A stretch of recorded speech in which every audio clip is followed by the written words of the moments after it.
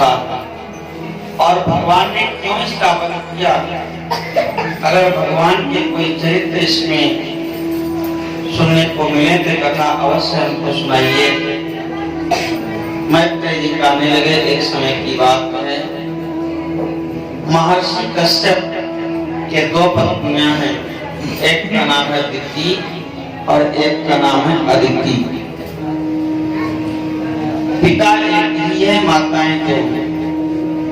दिति से जो उत्पन्न हुए उनका नाम दैत्य और देवताओं अदिति से उत्पन्न हुए उनका नाम आदित्य, आदित्य देवता। पिता एक ही है, अहम बीज प्रदा पिता भगवान कहते हैं। तो हमारे अंतःकरण में भी दोनों तरह की वृत्तियां हैं, राक्षसी वृत्तियां भी आती हैं और सुंदर वृत्तियां भी आती हैं।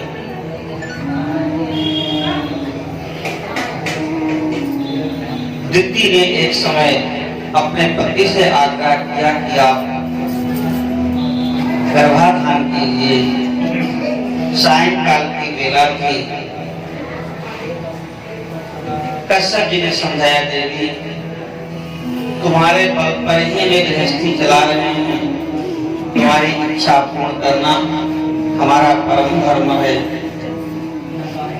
लेकिन यह बेला नहीं है। भगवान शिव इस बेला में अपने गणों के साथ विचरण करते हैं। ये जो संध्या का समय है, इस समय भगवान का ध्यान, मंत्र का जप, यही ऋषियों का अभीष्ट है। यह गर्भाधान का समय नहीं है, लेकिन दैवी प्रेरणा कुछ ऐसी ही थी। काम आत्म सरासना, मानो कामदेव ने अपने पांचों बार अदिति जी के ऊपर छोड़ दिए हों। उन्होंने उनका उत्तरी वस्त्र खींचना शुरू किया और कहने लगी कि हे प्रभु, जैसे मतवाला हाथी केले के बल को रौंद डालता है, ऐसे ही यह कामदेव हमको त्रस्त कर रहा है।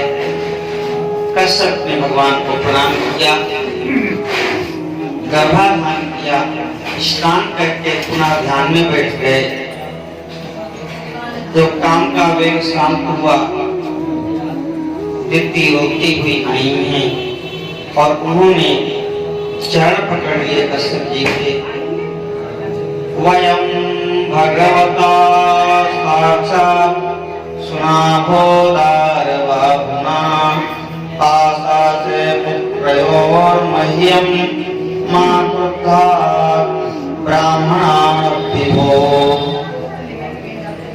प्रभु भले ही हमारे गर्भ से राक्षस उत्पन्न हो, लेकिन आपसे प्रार्थना है कि उनका वध भगवान के द्वारा ही हो, कुपित ब्राह्मणों के साथ से न हो, क्योंकि ब्राह्मण जब श्राप देंगे कुपित होकर के तो उनका अनिष्ट होगा।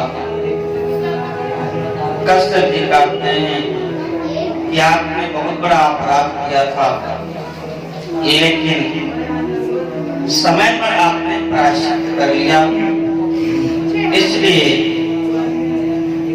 भगवान ही आपके पुत्रों का वध करेंगे। आपके पुत्र तो राक्षस होंगे, इसमें संदेह नहीं है, लेकिन एक आपका पुत्र जो हिरण्यकश्यपु होगा, उसके 4 पुत्र होंगे और 4 पुत्रों में जो सबसे छोटा पुत्र प्रहलाद होगा, वह भगवान का बड़ा भक्त होगा। ऋषियों को, मुनियों को, पार्षदों को, सबको भगवान के भक्त से बड़ा प्रेम है। अभी प्रहलाद जी की कथा तो 7वें स्कंद में आएगी, लेकिन अभी से इनके प्रति इतना लगाव है सुखदेव जी का, वेद व्यास जी का, कि उनकी महिमा का गान कर रहे हैं। सवै महाभागवतो महात्मा महानुभावो महतां महिष्ठा प्रवृत्तभक्त्या ह्यनुभाविताशये निवेश्य वैकुण्ठमिमं विहास्यति। वह भागवत नहीं महाभागवत होंगे और इसीलिए 12 महाभागवतों में सबसे पहला नाम प्रहलाद जी का। प्रहलाद के बाद नारद जी का नाम आता है। प्रहलाद नारद पराशर पुंडरीक व्यासांबरीश शुक शौनक भीष्मदाभ्याम रुक्मान गदाधर वशिष्ठ विभीषणादि पुण्यात्मान महाभागवत नाम। महाभागवत है, महात्मा है और महान भाव है। महताम निष्ठा, महानों में भी सबसे महान है, क्योंकि पिता ने ही इतने कष्ट दिए फिर भी भजन करते रहे। प्रहलाद जी की परम महिमा गाई है। अलम पटः शीलधरो गुणाकरो दृष्टा परजा व्यथितो दुःखितेषु अभूत शत्रु जगता शोकहर्ता नैदाधिकं तापमोढुराजः। जैसे सूर्य के ताप से संतप्त जगत को चंद्रमा की किरणों से शीतल कर देते हैं, सुख प्रदान करते हैं, ऐसे ये सारे दैत्य में चंद्रमा की भांति प्रहलाद जी प्रकट हुए। इस प्रकार से आशीर्वाद दिया है कश्यप जी ने। माता जी बड़ी प्रसन्न हुई हैं।